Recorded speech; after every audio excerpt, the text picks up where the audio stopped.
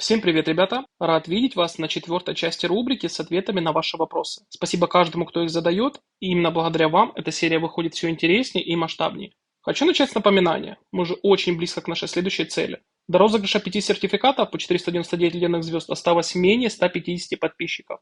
Это значит, что совсем скоро мы вместе отпразднуем новый рубеж и наградим 5 счастливчиков. Так что если вы еще не подписаны, обязательно исправляйте это прямо сейчас. А тем, кто уже с нами, огромное спасибо. Именно вы двигаете канал вперед и делаете его таким, какой он есть. Ну что ж, давайте переходить к вашим вопросам. Их сегодня будет несколько. Если на этом видео будет 100 лайков, то я обязательно буду понимать, что вам нравится такой формат, и я буду дальше стараться выбирать следующие вопросы, которые мы можем с вами обсудить. А теперь заваривайте чаек и давайте начинать. Сегодня у нас новые вопросы от подписчиков. Вы оставляете их в нашем телеграм-канале и в комментариях на YouTube. Я выбрал самые интересные и популярные, чтобы мы их могли с вами обсудить вместе. Некоторые будут в формате вопросов, а некоторые как полезные лайфхаки. Я знаю, что вам нравится, когда я делюсь советами, поэтому сегодня тоже подготовил для вас пару фишек. Не будем терять время и давайте начинать. И первое, что хочу с вами обсудить, это последовательность мероприятий в игре Whiteout Survival. Многие новички, которые недавно начали играть, часто путаются с тем, с какой периодичностью проходят мероприятия. А вот игроки со стажем уже примерно знают расписание. Например, на этой неделе главный ивент – это Король Ледяного Поля. В пятницу всегда стартуют братья по оружию, а вместе с ним Пробуждение кристаллов. Подробные ролики по этим событиям уже есть у меня на канале. Ссылка появится у вас в правом верхнем углу. Со вторника на среду проходит ивент «Усмирение зверей», где мы с вами охотимся на полярных ужасов. По субботам традиционно проходит внутренняя битва за замок, только среди игроков вашего сервера. Через 2 недели формат меняется. Вместо кои начинается стадия подготовки СВС, а битва за замок уже идет между 2 серверами. То есть кои и СВС чередуются каждые 2 недели. Дальше после кои стартует мероприятие «Мобилизация», которое проходит совместно с каньоном и литейной.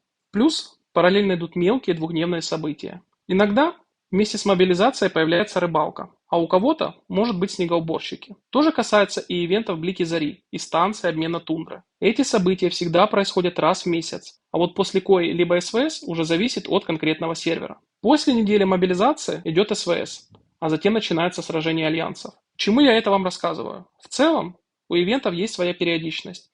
И если вам будет интересно, мы с командой можем составить для вас таблицу с расписанием. И помимо этого, в отдельном ролике подробно разберем, как именно чередуются мероприятия. Единственное исключение – это ивенты от администрации. Их расписание заранее неизвестно. Так что пишите в комментариях, если вам нужен ролик с таблицей, и мы обязательно его сделаем для вас. И давайте перейдем к следующему обсуждению. В начальном этапе многие игроки совершают ошибку. Они перекидывают снаряжение то на Джесси, то на Патрика, находясь в гарнизоне или атаке, когда запускают героев создателя ралли. Делать этого не нужно. Если, например, Патрик у вас стоит в гарнизоне, то для лидера ралли важен только его первый правый навык. А будет ли на нем снаряжение, либо нет, абсолютно не имеет никакого значения. Точно так же это работает и с ловушкой на медведя. Если вы кидаете Джесси в ралли, все равно, надето на ней снаряжение или нет. На ваш урон это никак не повлияет. На урон в гарнизоне или при атаке влияют 3 фактора. Первый – это количество войск в ралли. Второй – это уровень ваших войск. И третий – это навыки героев. В любом случае вам необходимо знать, что учитываются только навыки первых 4 героев, присоединившихся к лидеру гарнизона или рейда. При этом лидера ралли будут засчитаны только навыки первых 4 героев с 4 звездами. Те, которые позволяют открыть максимальный 5 уровень правого верхнего навыка персонажа. Еще один момент про гарнизон. Иногда бывает, что вы отправили марш без героев. В таком случае переживать не нужно. Просто следом отправьте марш уже с героями. Они автоматически заменят пустые слоты, как вы сейчас увидите на экране. Может показаться, что это очевидно, но на самом деле многие спрашивали меня об этом в личку. И раз мы с вами затронули снаряжение, давайте быстро пройдемся по одному аспекту вчерашнего ролика про снаряжение героев. В целом, на начальных этапах игры с 1 по 6 поколение героев приоритетность улучшения талисманов, снаряжения губернатора и героев идет в следующей последовательности. Изначально на первом месте мы улучшаем пехоту, затем вы улучшаете лучников, а затем уже копейщиков. Но со старта 6-7 поколения героев приоритетность между лучниками и копейщиками меняется. И в приоритет идут уже копейщики, и на третий план уже идут лучники. А вот пехота всегда будет приоритетом номер 1 у вас в игре. Если вы не видели ролик про снаряжение героев, то ссылка у вас сейчас появилась в правом верхнем углу экрана. Обязательно его посмотрите после просмотра этого ролика. И следующее, о чем я хочу с вами поговорить, это фишки участия в чемпионате Альянса. Я довольно редко пользуюсь этой опцией, но сегодня пришлось. Сегодня пятница, и как вы знаете, у нас в игре заканчивается чемпионат Альянса. Последний бой проходил в 11 часов по ЮТС. В этот раз моему альянсу крайне не повезло. Мы проиграли большинство матчей со счетом 2-1 и по итогу заняли 6-е место за эту неделю. Такой результат у нас бывает крайне редко, ведь последние два чемпионата мы победили. Но что делать сегодня? Награды за 6-е место крайне слабые, а получать 9500 значков чемпионата мне явно не хотелось. И тут нам на помощь приходит следующий лайфхак. Ваша задача в период с 11 до 12 ЮТС в пятницу, после последнего боя, на час вступить в альянс, чей итоговый рейтинг выше, чем у вашего альянса. Я знал, что альянс ВИС занял первое место в текущем чемпионате альянса, но туда я не смог попасть, не было места. Поэтому я за 5 минут до 12 часов ЮТС вступил в альянс ТРЦ, который занял третье место в текущем чемпионате альянса. Находясь в этом альянсе, я получил итоговую награду не со своего альянса, а с ТРЦ, как вы сейчас увидите на экране. Как вы видите, третье место в любом случае лучше, чем шестое, так как вы прекрасно понимаете, что значки чемпионата нам нужны для нового мероприятия – Рассветная Академия, где печати нужно собирать каждую неделю. Этот лайфхак позволяет забирать лучшие награды, если на этой неделе вашему альянсу не повезло. Мало кто знает про этот прием. Кто не в курсе, ставьте лайк за этот маленький совет. Только честно, ведь многие о нем не знают. И следующее, что хочу с вами обсудить, это несколько слов про Рассветную Академию. Я не могу назвать это лайфхаком, но хочу поделиться своим опытом за первую неделю участия. Что касается доната, на сегодняшний день я приобрел только 3 пакета. Первый пакет – это Вечный Путник, который за $5, который нам предоставляет различные мелкие награды. Кроме того, я купил набор с Агнес и Сиривой. И на сегодняшний день это мои единственные покупки. Что касается покупки походных припасов за алмазы на ежедневной основе, то я перестал это делать, как только открыл всех 4 героев в Рассветной Академии. У меня нет особой скорости оперативного улучшения героев, потому что для меня важнее копить алмазы на 11 уровень VIP, до которого, с учетом моего количества алмазов, осталось не так много. Я не кит и отношусь к среднему по силе игроку на своем сервере, и мне не нужна скорость в улучшении бустеров, так как рано или поздно я упрусь в дефицит печатей. Поэтому я выбрал следующую тактику. Я изучаю навыки доступных всех мне персонажей. Например, возьмем Сириву. Позавчера я не смог улучшать ее навыки дальше, так как все, что можно было изучить, я уже сделал. Единственное, что оставалось, это использовать печати. После повышения уровня сближения я смог продолжить улучшение навыков. И буду делать так до тех пор, пока эта опция доступна для меня. По такому же принципу я работаю с другими бустерами. Я не трачу подарки целенаправленно.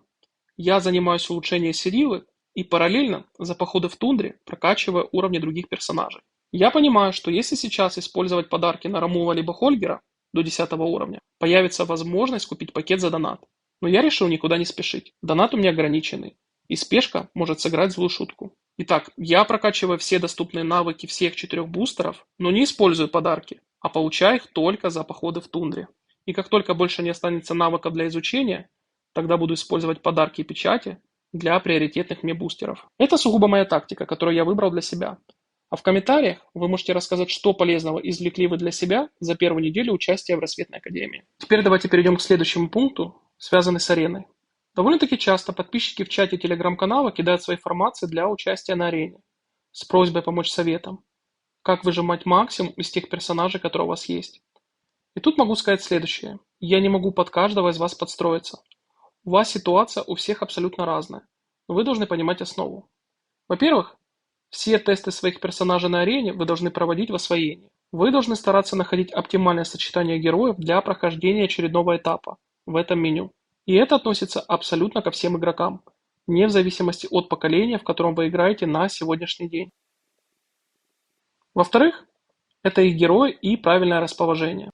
Вы должны понимать, что в первом ряду у вас должны стоять только герои пехоты, а в редких случаях вы можете поставить копейщика.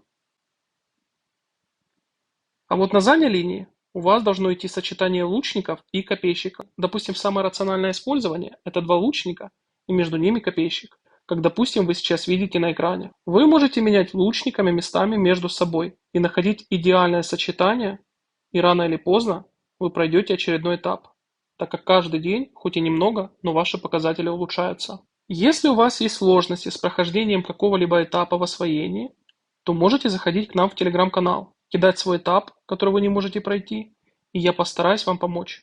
Помимо этого, не забывайте, что у меня есть ролик про арену, который вы сейчас увидели в правом верхнем углу экрана. Возможно, после его просмотра вам позволит лучше понять аспект освоения в этой игре. И теперь давайте с вами перейдем к следующему обсуждению. Я часто сталкиваюсь с вопросом, и я ничего не менял в своих характеристиках, а мои показатели стали хуже. И давайте разберемся, что может оказывать дополнительное влияние на такие параметры, как сбор ресурсов, скорость тренировок лечения, исследований и строительства, боевые показатели атака, смертоносность и защита, и, конечно же, здоровье наших солдат. И главным дополнением является непосредственно альянс, в котором мы состоим. Сейчас я вам покажу, что же влияет на эти показатели.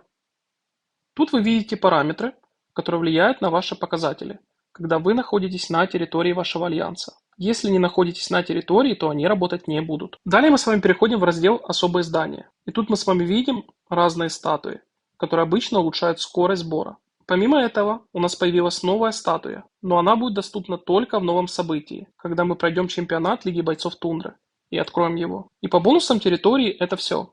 Далее у нас с вами есть бонусы от исследования технологий. В целом, этот раздел работает как и исследование в научном центре, только распространяется на всех участников Альянса. И последнее, на чем я хочу остановиться, это на комплексах. Тут вы видите все комплексы, которые на текущий момент захвачены или можно захватить. Каждый из этих комплексов имеет свои характеристики. Допустим, этот увеличивает передвижение войск, а этот защиту войск, а следующий скорость сбора ресурсов. И так вы можете посмотреть каждый комплекс, который у вас доступен. Когда у комплекса стоит статус «Защищено», значит показатель этого комплекса сейчас активен для вашего альянса. Если там стоит другой статус, то эти показатели сейчас у вас не активны. Давайте еще посмотрим на один момент. Только комплексы 4 уровня дают потери. Все остальные комплексы не дают потерь. Данную информацию вы можете прочитать в пункте 2, где указано, что прогноз 10% потерь, а 30% солдат будет тяжело ранено. Как вы сами понимаете, что все эти показатели работают только если вы находитесь в альянсе, а некоторые из них еще и при условии нахождения на территории. Так что получается, если вы выходите с вашего альянса, то ваши статы будут меняться. И, как вы все прекрасно понимаете, в отрицательную сторону. В целом, почему я решил вам это в 2 словах объяснить? Наличие хорошего и активного альянса имеет важное значение в игре. И есть много плюсов, если вы находитесь в активном альянсе.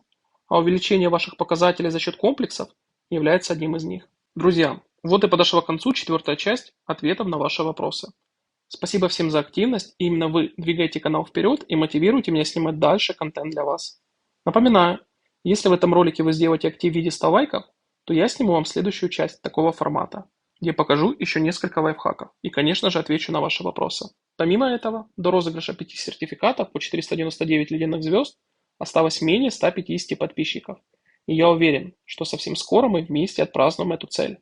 А пока не забывайте писать новые вопросы в комментариях. Лучшие из них попадут в следующую часть. И обязательно заглядывайте в мой телеграм-канал. Там выходит еще больше полезного и интересного контента. А также появляются новости о розыгрышах. А на сегодня все. Всем спасибо за просмотр. Всем пока-пока.